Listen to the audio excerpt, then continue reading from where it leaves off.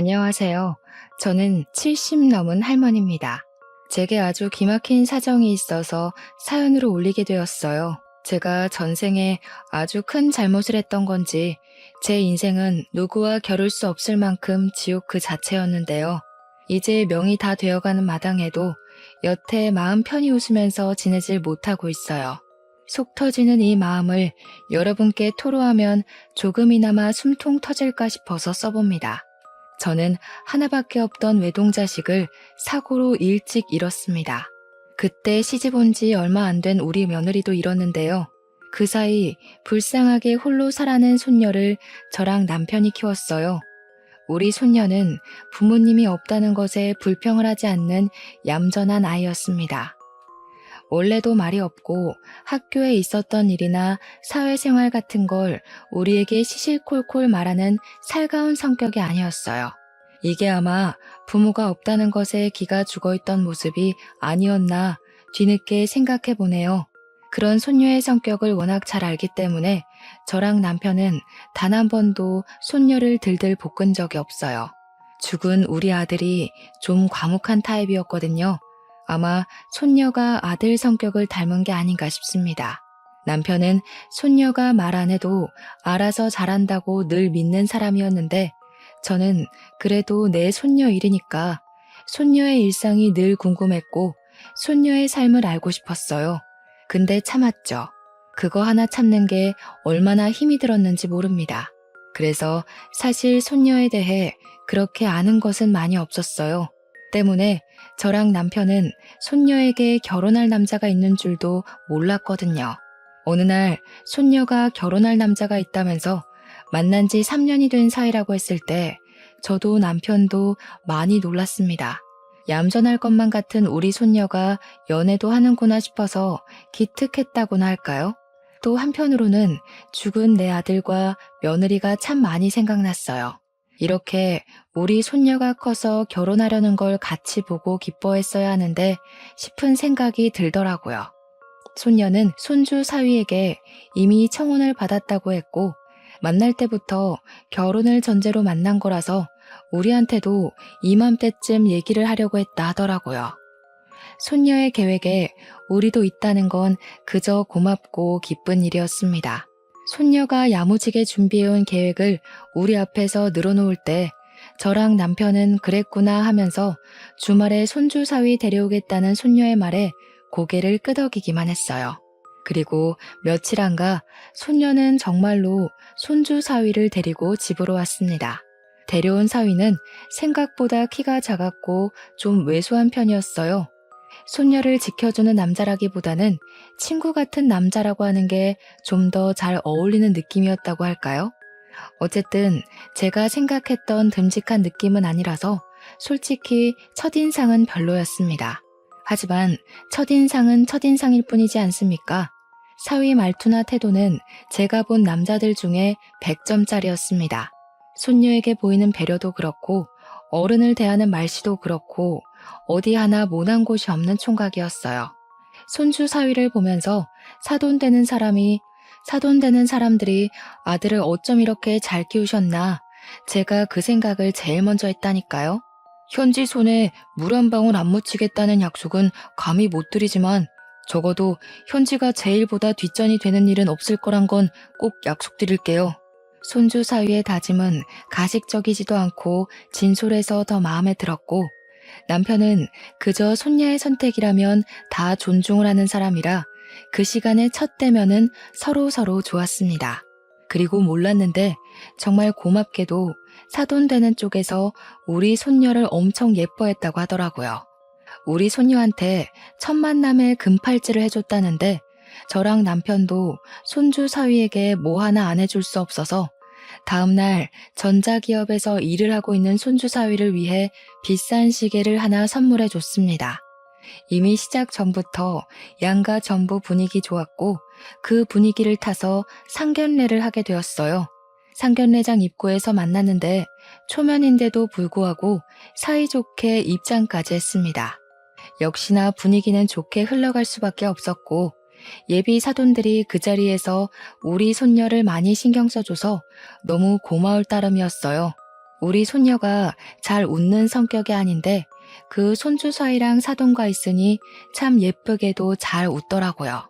그거면 저랑 남편도 당연히 행복했고 충분하다고 생각했습니다. 그래서 결혼식도 무사히 이뤄졌죠. 그렇게 행복하게 독립을 시작했던 우리 손녀가 출산까지 하게 되었고, 제가 손녀 집에 들락날락하면서 손녀의 뒷바라지를 좀 해줬어요. 마냥 아기 같던 손녀가 아기를 낳았다고 하니 걱정되는 게 이만저만이 아니었거든요. 손주 사위도 워낙 일로 바쁘니까 혼자 있는 손녀는 제가 챙기는 게 여러모로 도움될 것 같았어요. 그래서 손녀에게 한약도 지어가고 밥도 챙겨가고 그랬죠. 물론 손주 사위 것까지 말이죠. 그렇게 아무 걱정 없이 10년 정도가 흘렀습니다. 그동안 증손자는 어느 정도 커서 의젓한 초등학생이 되었고, 손녀는 초등학교 아이의 학부모가 되었다 보니 아무래도 연락이 뜸해졌어요. 그땐 그냥 학부모로서 바쁠 수밖에 없으니 당연히 이해를 했었죠. 그런데 어느 날 웬 청천벽력 같은 소식이 제게 들려왔습니다. 무소식은 희소식이라던데 제가 받은 간만의 손녀 소식은 우리 이쁜 손녀가 뇌사 상태라는 병원의 연락이었어요. 너무 놀라서 병원으로 바로 갔는데 손주 사위 말로는 제 손녀가 뺑소니로 사고가 나서 식물인간 되었다고 하더라고요. 어떻게 이런 일이 있을 수가 있는지 손발이 너무 떨렸습니다. 손녀 엄마 아빠도 교통사고로 죽었거든요. 그런데 손녀마저 교통사고로 몸져 누워있는 모습을 보니 너무 겁이 났어요.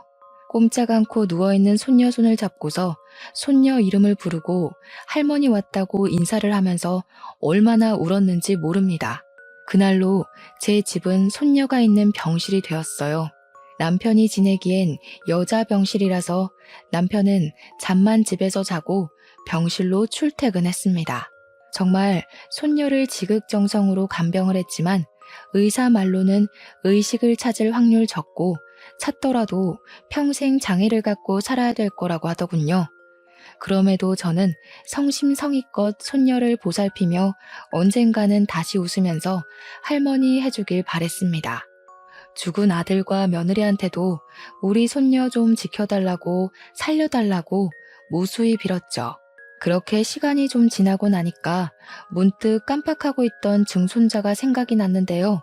저는 손주 사위한테 전화를 해서 증손자는 엄마 없이 요즘 어떻게 지내냐고, 밥은 챙겨 먹고 학교 가냐고 소식을 물었습니다. 다행히도 증손자는 사돈댁에서 봐주고 있다고 하더라고요. 그런데 말입니다. 당시 초에는 정신이 없어서 잘 몰랐는데 나중에 생각해보니 사돈댁은 우리 손녀가 이렇게 됐는데 전화 한 통 없는 게 이상했어요. 사돈들한테 전화를 해봐도 전화를 받지도 않더라고요.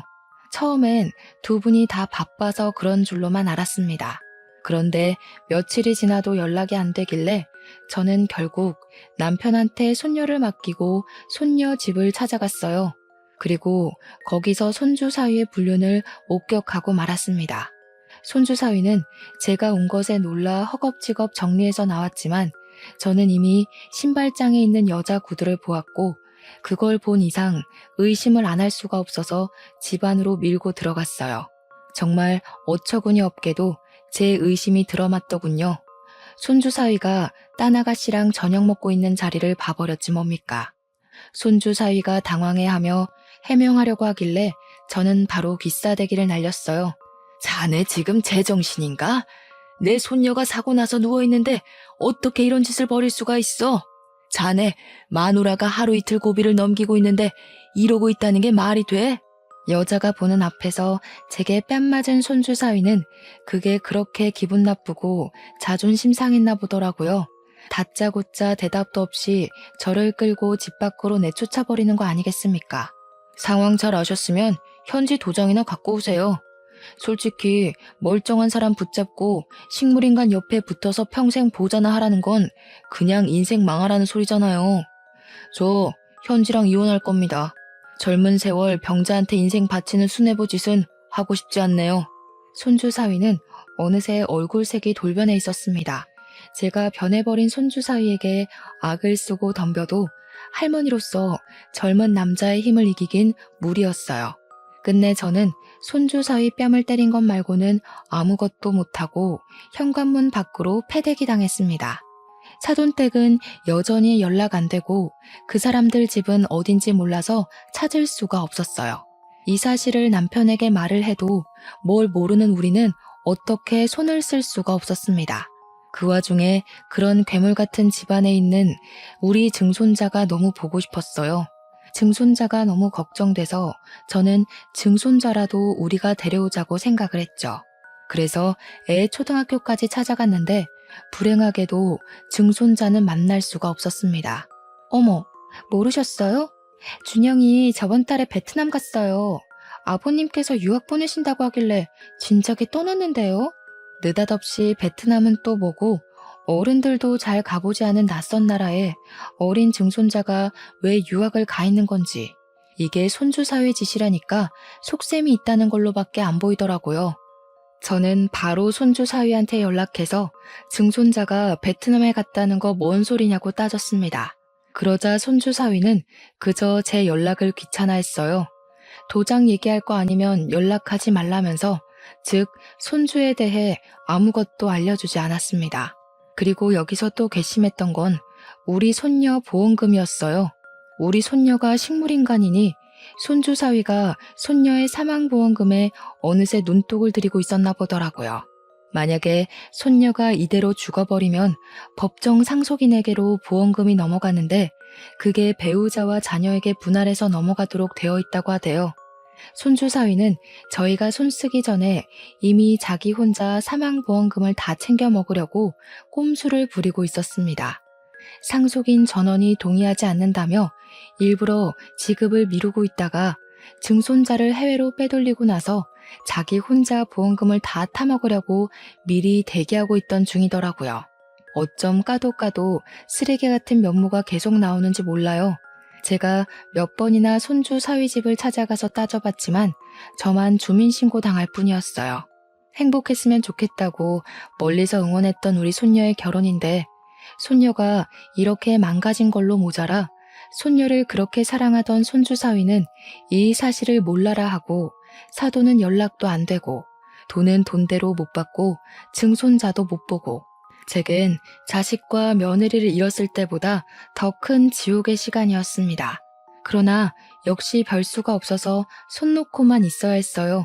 변호사를 알아보려고 해도 상간소송 말고는 손주 사위에게서 법에 걸리는 게 딱히 없다는 답변만 들었습니다. 내 손녀를 이렇게 망쳐놓은 인간에게 아무것도 할 수가 없다니 얼마나 속이 터졌는지 모릅니다.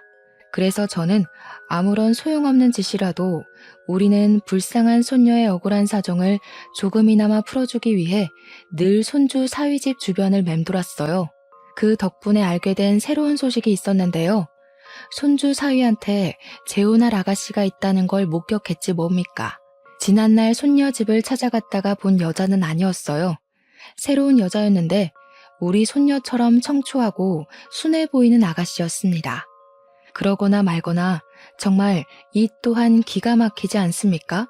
우리 손녀랑 이혼을 한 것도 아니고 누구는 인생 망가져서 죽을 둥 살둥하고 있는데 저놈은 새 장가갈 준비를 하고 있다뇨. 그때부터 더한 악에 바친 저는 손주 사이가 아닌 그 아가씨를 뒤를 쫓아고 생각을 했어요. 그러다가 아가씨가 어디 살고 있는지를 알게 되었죠. 남편이랑 같이 고민 끝에 그 아가씨 집을 찾아갔습니다. 용기 있게 아가씨 집을 찾아갔지만 도덕적인 방법이 아니란 걸 알기에 차마 몹쓸 짓 하는 건가 싶어 망설이게 되었어요. 그런데 그때 아가씨 엄마로 보이는 사람이 우리 보고 누구냐고 물으며 다가오더라고요. 어쩔 수 없는 상황에서 저랑 남편은 용기를 냈고 그분에게 할 말이 있어 찾아왔다고 일렀습니다. 아가씨 엄마는 흔쾌히 우리를 집으로 안내해 주었어요. 우리가 유독 안절부절 못하면서 한숨을 몇 번씩이나 쉬자 따뜻한 차까지 대접해 줬습니다. 느낌상으로도 너무 좋은 사람들인 걸 알겠더라고요. 이렇게 좋은 사람들이 그 괴물 같은 집과 연이 닿아서 저희와 마찬가지로 지옥을 경험하게 하고 싶지 않았어요. 반드시 손주 사위의 새 장가를 망쳐놓겠다 마음을 먹었죠. 그런데 하필 그때 아가씨한테서 아가씨 엄마에게 전화가 왔는데요. 저희가 있으니까 아가씨 엄마가 전화를 빨리 끊더라고요. 딸인가 봐요. 목소리가 곱고 예쁘던데 얼마나 애지중지 키우셨을까. 아직 한 집에서 같이 살고 있나 보죠? 아, 예. 딸이 이번에 결혼하는데 결혼 준비가 워낙 체력 딸리는 일이라 약을 좀 지었거든요. 근데 딸이 야근이라 못 온다네요. 사위가 대신 약 받으러 온다는 연락이에요. 손주 사위 얘기가 나오자 제 눈에서 의도치 않게 눈물이 터졌습니다. 그러자 당황한 아가씨 부모가 제게 휴지를 챙겨주었어요. 그리곤 그제야 제 안색이 내내 안 좋아 보였다고 이 집을 기웃거리고 있던 이유를 묻더군요. 남의 집 함부로 엿본 건 죄송합니다. 저희가 사정이 있는데 이 집에 연락을 할 방법은 없고 너무 급한 마음에 직접 집을 알아보게 됐어요. 다름이 아니라 혹시 사위 될 사람 이름이 김동근 씨 맞습니까? 어머, 우리 사위를 어떻게 하셨어요? 저희 사위랑 아는 사이세요? 사위한테서 조부모님이 있다는 얘기는 못 들었는데. 일단 저희가 집을 제대로 찾은 건 맞았어요. 그리고 남편이 곧장 손주 사위를 정말 좋게 보고 있는 아가씨 부모에게 손주 사위의 실체를 입을 열려고 했죠.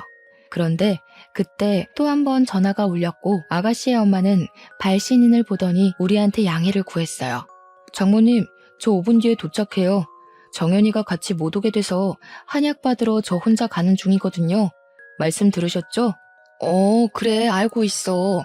그런데 지금 자네 조부모 되시는 분들이 아무래도 아가씨 엄마가 우릴 손주 사위의 조부모로 본 듯했습니다. 그래서 성질머리 더러운 손주 사위에게 지금 상황을 밝히는 건 위험하다고 판단했던 제 남편이 급하게 아가씨 엄마의 휴대폰을 뺏어버렸어요. 그리곤 전화를 황급히 종료했습니다. 따님이랑 그놈이랑 결혼시키지 말란 소리 하러 왔어요. 그놈 제 손녀랑 결혼했던 놈입니다. 우리 손녀가 그놈 때문에 지금 사경을 헤매고 있어요. 아가씨 부모는 당연히 우리가 하는 소리가 느닷없고 당황스러웠을 겁니다. 두 사람 표정이 딱 그렇다고 설명을 해주길래 저희는 더 깊은 설명을 해주고 싶었어요.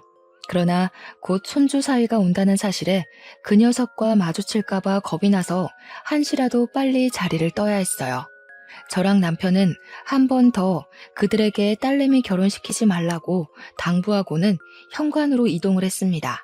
그러자 아가씨 부모가 그냥 이렇게 가는 게 어딨냐고 신원도 안 밝히고 제대로 된 설명도 없이 갑자기 결혼시키지 말라고 하면 그거 누가 믿냐면서 다급하게 붙잡더라고요. 제 남편은 긴 말할 시간이 없어서 소매 한쪽을 걷더니 팔에 난 멍자국을 보여줬습니다.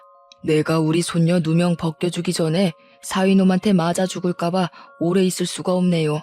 딸 살리고 싶으면 우리한테 연락해요. 남편 몸에 난 멍자국은 저도 몰랐던 건데 남편도 손주 사위를 몇 번 찾아갔었나 보더군요. 아가씨 집을 나오고 제가 따로 물어봤더니 남편이 손주 사위 직장을 한번 찾아갔었다네요. 그것 때문에 손주 사위가 개인적으로 보자는 장소로 갔다가 두들겨 맞았다고 하는 거 아닙니까? 그 녀석이 당신한테 손찌검까지 했단 말이야? 어떻게 그놈이 우리한테 이럴 수가 있어?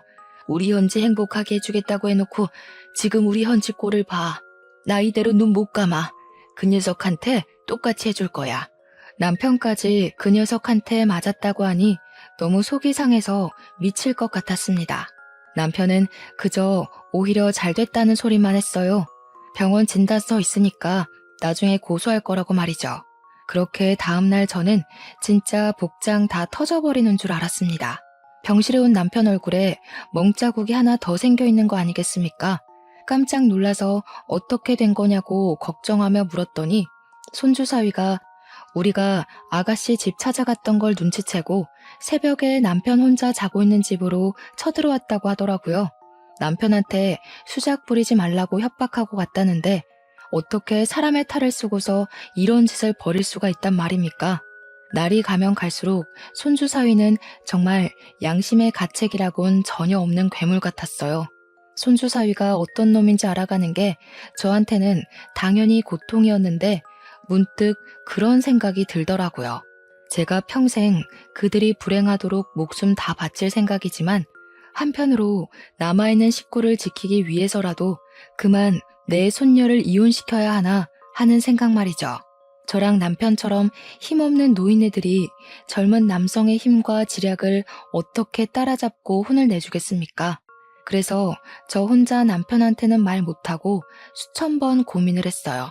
고민에 고민을 거듭하기만 할 뿐 차마 결정을 못 내리고 시간만 보내던 중 아가씨네에서 전화가 왔습니다.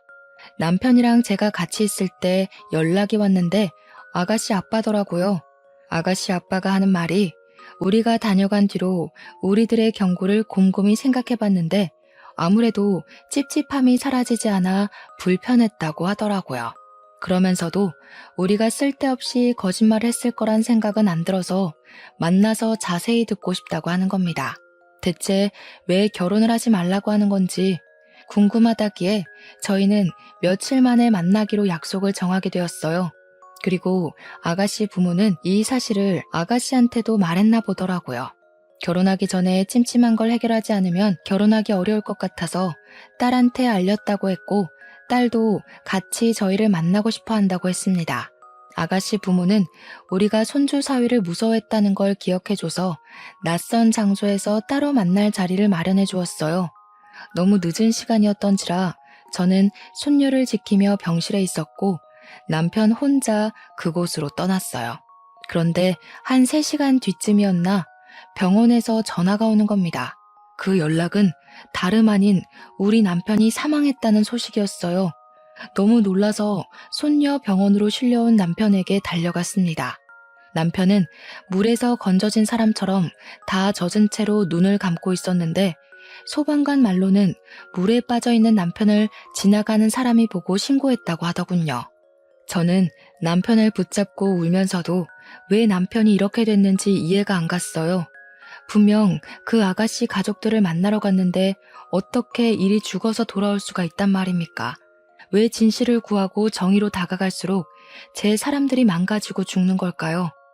괴롭던 와중에도 그 순간 떠오르는 사람이 한 명 있었는데 당연히 손주 사위였습니다. 확인을 해본 건 아니지만 저는 분명 이게 전부 손주 사위의 짓일 거라 확신까지 했어요.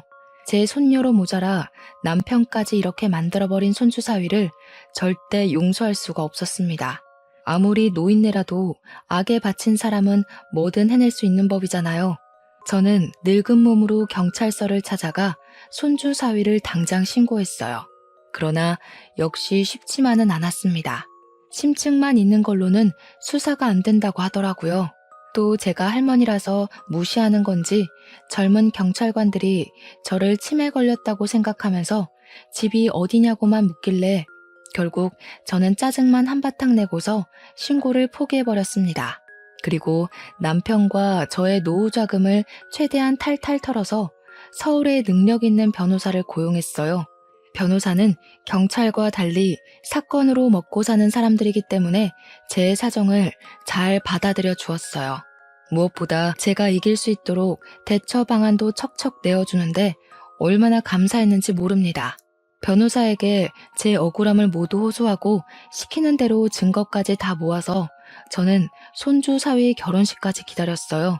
그렇게 대망의 결혼식 당일이 되었습니다. 신랑 입장이 진행되고 신부 입장을 앞뒀을 때 저는 입장을 위해 문 앞에 대기하고 있던 아가씨와 아가씨 아빠 앞에 모습을 드러냈습니다. 아가씨는 제 얼굴을 본 적 없어서 몰랐는데 아가씨 아빠가 저를 알아보고 바로 아른 채 해줬어요. 아니, 여길 어떻게 오신 거예요? 그렇잖아도 어떻게든 찾아서 연락을 드리려고 했는데 시간이 촉박해서 그러질 못했어요. 이 결혼하면 안 돼요. 우리 바깥 양반이 지난번 약속에 못 나간 건 사고가 났기 때문이었어요. 그것 때문에 내 남편이 이렇게 죽었다고요. 저는 품에 들고 있던 남편 영정사진을 보여주었습니다. 아가씨는 그저 상황에 대해 혼란스러워했고 아가씨 아빠는 영정사진을 보고 꽤 많이 당황하는 눈치였어요. 저는 이게 다 아가씨가 결혼하려는 남자의 짓이라고 밝혔습니다. 그때 다른 직원들이 저를 붙잡고 쫓아내려고 했는데 아가씨 아빠가 내버려 두라고 해서 계속 얘기를 할 수 있었어요. 저는 그 자리에서 손주 사위의 실체를 낱낱이 읊었습니다. 옆에 변호사도 같이 있었기 때문에 변호사가 저를 대변해서 조리 있게 잘 설명해 줬어요. 이미 손주 사위를 의심하고 있던 상황에서 증거까지 쏟아져 나오자 충격받은 아가씨는 그대로 주저앉았고 아가씨 아빠 참담한 사실에 할 말을 잃은 듯해 보였어요. 그리고 때마침 신부 입장 때문에 문이 열렸습니다. 저는 저 멀리 들떠서 기다리고 있는 손주 사위를 발견했죠. 아가씨 아빠한테 이 결혼을 내가 망쳐도 되겠냐고 제대로 허락을 구했더니 감사하게도 아가씨 아빠는 침묵을 계속 유지하면서 고개만 끄덕여 주었습니다.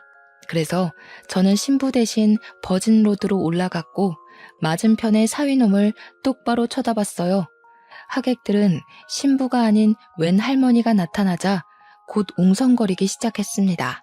그리고 저를 발견한 건지 손주 사위 표정 또한 점점 굳어지는 게 보였어요. 저는 손주 사위 쪽으로 걸어가면서 곧장 소리쳤죠. 그곳엔 그렇게 연락 안 되던 사돈 어른들도 같이 있었습니다. 이 천하의 죽일 놈들아, 어떻게 우리 손녀로 모자라 내 남편까지 죽일 수가 있어? 당신들이 사람이야? 당신들 같은 괴물 새끼들은 웃을 자격도 없어. 이번엔 어떻게 남의 가정을 망가뜨리려고 이딴 결혼식을 해? 너희들은 내 손녀 버리고 이 결혼 절대 못해. 저는 품에 영정사진을 들고서 마치 그곳이 발인식 가는 길인 것 마냥 비틀거리며 걸었어요. 그러자 손주 사위랑 사돈 어른들이 당황해서는 보안 직원을 부르라고 소리쳤고 제게 성큼 다가온 손주 사위가 애써 상냥하게 왜 이러냐고 저를 살살 구슬렸습니다. 곱게 돌아가면 남편 꼴은 안 나게 해줄게요. 손녀 지키려면 한 사람은 살아있어야 되지 않겠어요? 입 닥치고 조용히 나가요. 진짜 사람 아니구나. 우리 손녀 행복하게 해줄 놈인 줄 알았더니 내가 너 같은 썩은 영혼을 못 알아본 게 아니다. 당장 내 손녀 앞에 가서 무릎 꿇고 사과해.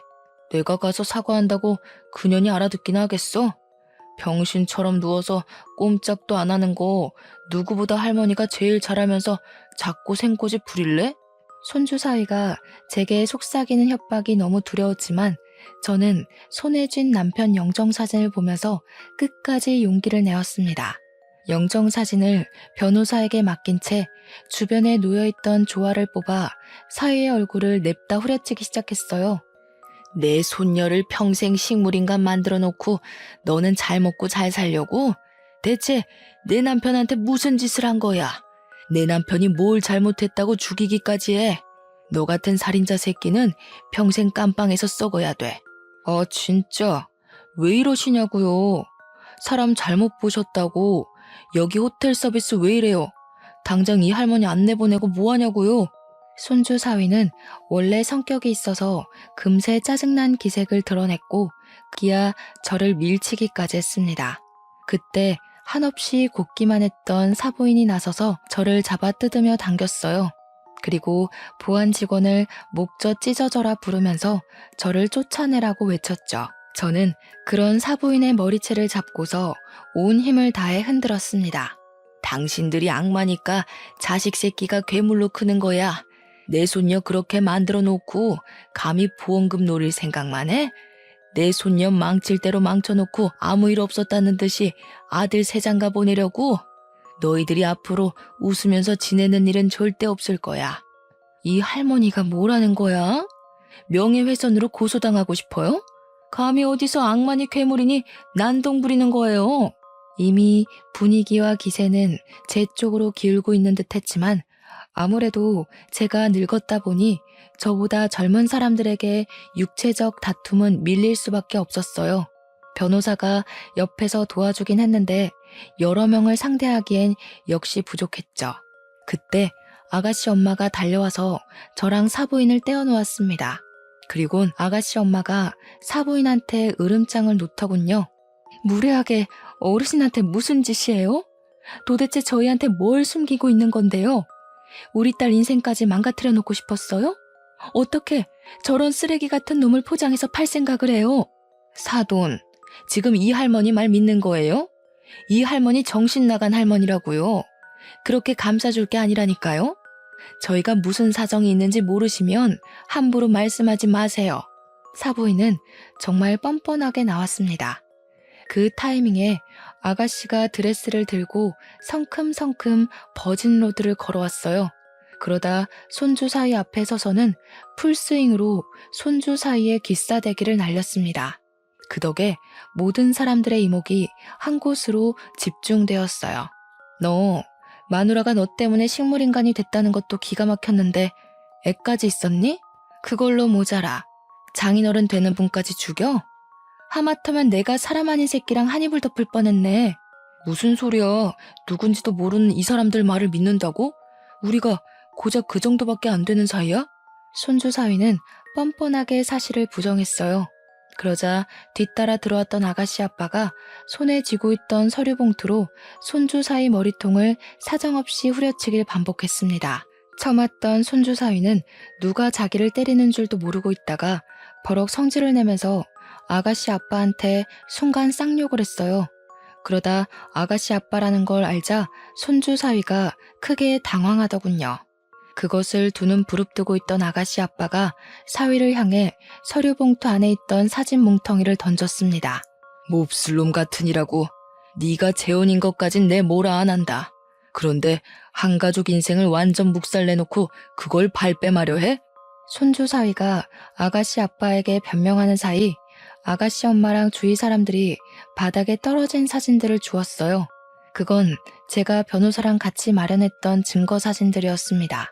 우리 손녀가 식물인간 채 누워있는 사진과 증손자 사진, 그뿐만 아니라 우리 손녀랑 이 자식이 혼인신고가 되어 있었다는 것과 그 둘 사이에 아들 하나 있다는 호적 사진까지 손주 사위가 이전에 어떤 사람이었는지 확인할 수 있는 모든 것들이 수많은 사진들 속에 담겨 있었어요. 그리고 한 가지 더, 제가 변호사랑 조사하면서 새롭게 알게 된 사실이 있었는데요. 식물인간 된 손녀는 뺑소니로 사고가 난 게 아니라 사실 손주 사위가 바람 피우고 손찌검했던 충격 때문에 탈진에 우울증까지 앓다가 쓰러진 거였더라고요.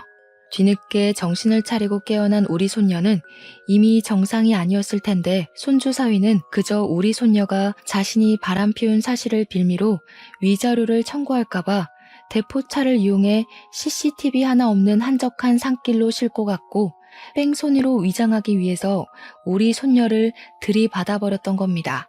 이건 엄연한 살인미수 사건이었죠. 변호사가 뺑소니 사고 알아보다가 뭔가 허술한 점이 있어서 자세히 조사를 했더니 밝혀진 사실이라고 했어요. 심지어 이걸 사돈 어른들은 알면서도 우리를 외면했고 아들의 끔찍한 짓을 감싸고 돈 거였어요. 그리고 우리 남편을 처리한 방법도 마찬가지였습니다. 역시나 사위가 자신의 재혼할 여자에게 모든 진실이 폭로될까 두려워서 남편을 죽인 거였어요. 남편 입막음 하려다가 실랑이가 벌어졌고 제 남편을 기절시켜서 차에 태운 뒤 절벽 아래 호수로 떨어뜨린 거였더라고요. 이 사실은 저 또한 모르고 있다가 그 자리에서 들은 사실이었는데요. 아가씨네 아빠가 흥신소에 돈을 맡기고 뒤늦게 알아낸 정보더라고요. 모두 대포차에 CCTV 하나 없는 곳이라 경찰도 제대로 수사해주지 않았는데 아가씨네 아빠가 돈이 꽤 있는 집안이었는지 저 몰래 이렇게 조사를 해줬고 발견한 진실을 결혼식에서 터뜨린 거였어요. 그러니까 결국 아가씨네 또한 이 결혼을 할 생각이 없었던 겁니다. 더 이상 사돈 어른들과 손주 사위가 변명 못하고 있는 꼴을 보고서 저는 웅성거리는 하객들을 향해 마지막으로 울부짖었어요. 이 썩을 놈이 바람 피워서 내 손녀 평생 불구 만들어 놓고 보험금도 훔쳐갔어요. 어떻게 이런 놈이 감옥도 안 가고 새 삶을 살도록 내버려 두겠어요? 이 개자식이 다시는 세상 빛 못 보게 제발 도와주세요. 인간 같지도 않은 것들의 행적들이 밝혀지니 저는 알면서도 또 한 번 주저앉아 좌절을 하게 되었어요. 하객들도 놀라서 쑥덕거리기 시작했고 사진까지 찍혔습니다. 그러는 사이 저는 사돈 어른들 발목을 잡고서 계속 따졌어요. 어떻게 사람이 그럴 수 있냐고 했더니 사돈 어른들은 그저 발뺌하면서 사색이 되어서는 그제야 도망을 치려고 하더라고요. 그러자 이 사실을 다 들었던 보안 직원들이 제가 아닌 사돈 어른들을 붙잡음으로써 그들은 도망가질 못했습니다. 신부 입장하기 전에 아가씨 아빠와 아가씨가 이미 112 신고까지 해놓은 상황이었어요. 손주 사위까지 우리를 밀치고 도망가려던 때에 마침 경찰 들이닥쳤죠. 그렇게 해서 그날 결혼식은 그 어떤 결혼식보다 완벽하게 파투가 났어요. 저랑 변호사는 그간 모은 증거물을 경찰에게 제출했고 수많은 증인들 덕분에 사실 확인은 더 이상 필요가 없었습니다. 저는 손주 사위와 사돈댁을 보험 사기부터 살인죄, 살인미수죄, 방간죄 등등 할 수 있는 건 다 물어서 신고를 했어요. 그러자 황당하게도 그들이 감옥은 가기 싫었는지 뒤늦게 합의를 하자고 큰 액수를 요구하대요. 어처구니가 없어서 손주 사위 얼굴에다 침이나 뱉어주고 나왔습니다. 그렇게 모든 소송이 끝나고 저는 손녀 옆에 앉아 손녀 손을 잡고 한참이나 멍하게 있었어요. 그러던 중 갑자기 아가씨 집안에서 우리 손녀가 입원한 병원을 찾아왔는데요. 놀라서 어떻게 왔냐고 했더니 당연히 와봐야 된다고 생각했다며 미안하게도 저를 뒷조사 좀 했다고 하더라고요. 그저 스쳐갈 인연이었는데 이렇게 찾아와 주시니 감사하기만 했습니다. 아가씨 가족들은 제 손녀를 보면서 대신 눈물을 흘려주기도 했어요. 아가씨보다 우리 손녀가 더 어린 나이였는데 아가씨 눈에는 우리 손녀가 한창 예쁠 나이인 20대에 침상에만 미동 없이 누워있는 것이 많이 안쓰러워 보였나 봐요. 마음 아프다고 하더군요. 저는 이미 그들이 우리 손녀를 찾아와 준 것만으로도 너무 고마웠는데 아가씨 가족들은 저에게 위로금과 결혼을 막아준 감사한 마음을 담아서 병원비를 건넸어요. 돈을 받을 생각은 없었기에 당황해서 바로 거절했더니 아가씨 아빠가 꾸역꾸역 제 손에 쥐어주더라고요. 아무리 그래도 이 돈은 받을 수가 없어서 저는 대신 다른 부탁 하나 들어줄 수 있냐고 되레 제안을 해버렸습니다. 염치 없는 거 알지만 우리 손녀한테 아들이 하나 있다고 했죠? 이 썩을 놈이 증손자 얼굴 안 보여준다고 협박을 하길래 몰래 찾아가서 보려고 하니까 학교 선생님이 우리 증손자가 유학을 갔다고 하더라고요. 베트남에요.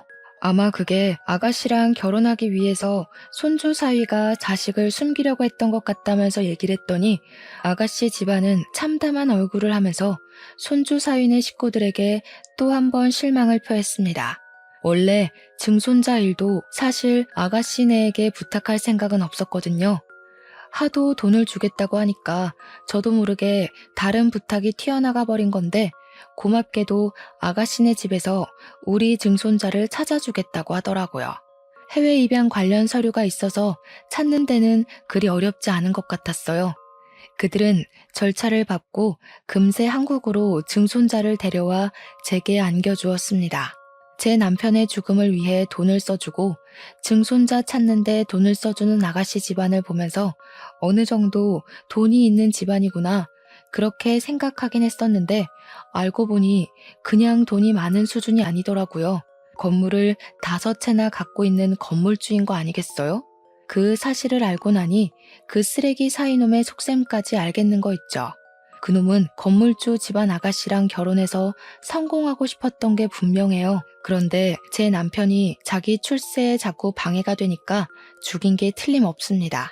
저는 그 쓰레기 놈을 감옥 갈 수 있게 도와준 것만으로도 고마워서 더는 그들의 배려를 바라지 않았어요. 근데 아가씨 가족들이 자꾸 저를 곤란하게 하더라고요. 자기 귀한 외동딸이 흉악범이랑 결혼할 뻔한 걸 막아줘서 고맙다는 이유로 저한테 우리 손녀 병원비를 계속 내주겠다고 하는 거 아니겠습니까? 제가 그게 부담되고 미안해서 증손자를 찾아달라고 말을 돌렸던 건데 그들은 제게 끝내 병원비를 쥐어주었습니다. 액수가 너무 상당했어요. 우리 손녀가 언제까지 이 상태로 있을지 모르니 그만한 기간만큼 경제적 지원에 구애받지 않도록 신경 써준 액수였습니다. 저는 그들에게 너무 고마워서 눈물을 펑펑 쏟았어요. 남편도 잃고 손녀까지 잃게 생긴 제게 그들은 은인이나 다름없었죠. 그리고 더 고마웠던 건 우리 증손자가 아직 중학생도 안 돼서 제가 데리고 키우려면 돈을 벌어야 되는데 그것까지 신경을 써주더라고요. 아가씨 아빠가 저더러 나이 먹고 어떻게 일을 해서 돈을 벌겠냐면서 자기가 세받고 있는 건물에 방이 하나 남으니 거기서 증손자랑 같이 살게 해주겠다고 선뜻 얘기해주는 거 아닙니까? 그리고 국가에서 조손 가정에게 경제적으로 도와주는 혜택들이 있으니 증손자는 지역 아동센터에서 학습이랑 성장에 도움되는 각종 프로그램을 지원받을 수 있도록 아가씨가 대신 알아봐 주겠다고도 했어요. 정말 손이 떨릴 정도로 감사해서 몸둘 바를 몰랐습니다. 너무 염치 없이 받기만 하는 거 아닌가 싶어서 두 손에 얼굴을 묻고 마냥 울기만 했는데 젊은 아가씨가 마치 손녀처럼 저를 안아주었어요. 할머니, 오래 사셔야 돼요. 그래야 여기 누워있는 손녀딸도 힘내서 일어나죠. 더는 할머니가 신경 쓰는 일 없도록 저희 집에서 최대한 도울게요. 저희 필요하시면 언제든지 연락하셔야 돼요. 알았죠? 어쩜 이렇게 착한 집안이 다 있는 걸까요? 불쌍한 우리 집안을 도와주기 위해 하늘에서 내려온 천사와도 같다고 느꼈습니다. 덕분에 저는 많은 힘을 얻었어요. 우리 손녀가 언제 깨어날지 모르지만 제 한 목숨 다 다를 때까지 손녀가 깨어날 날만을 기다리며 씩씩하게 살아갈 거예요. 우리 증손자 또한 깨어날 엄마가 자랑스럽게 생각할 수 있도록 아주 의젓하게 키울 예정입니다. 그리고 솔직히 제가 그들에게 해준 게 없는데 너무 염치 없이 받기만 하는 게 좀 미안해서 제 나름 그 집에 작은 보답이라도 해주고 싶더라고요. 그래서 집에서 반찬이라도 만들어 아가씨네 집에 종종 보내주곤 했어요. 나이 먹은 할머니가 괜한 짓 생각한다고 할 수도 있는데도 그 집안 사람들은 항상 고맙다고 제 덕분에 늘 영양보충 든든하게 한다면서 웃는 얼굴로 대해줬어요. 그들만 보면 저는 명이 다 끝나가는 마당에 갑작스레 이 무슨 행운인가 싶은 생각을 합니다. 쓰레기 같은 사위놈 때문에 우리 집안은 풍비박산이 나버렸지만 천사 같은 집안 덕분에 죽을 날만 기다리고 있던 이 할머니가 살아갈 힘이 생겨 놀랍기만 하네요. 사람 인생 알 수 없는 거라더니 이런 일도 생길 수 있나 봅니다. 불쌍하게 간 우리 영감. 제가 남은 생 열심히 살다가 곁으로 가게 되면 고생 많았다고 보듬어 주겠죠. 죽기 전에 우리 손녀 눈 뜨는 거 한 번만 보고 가야 할 텐데. 손녀가 꼭 제 앞에서 다시 서 있을 수 있는 그날만 고대하면서 남은 생 동안은 온 힘을 다해 애써 보겠습니다. 불운이 있으면 반드시 행운도 있다는 걸 모든 분께서 늘 유념하며 살아가셨으면 해요. 묵직한 사연 들어주셔서 고맙습니다. 평안한 하루 보내세요.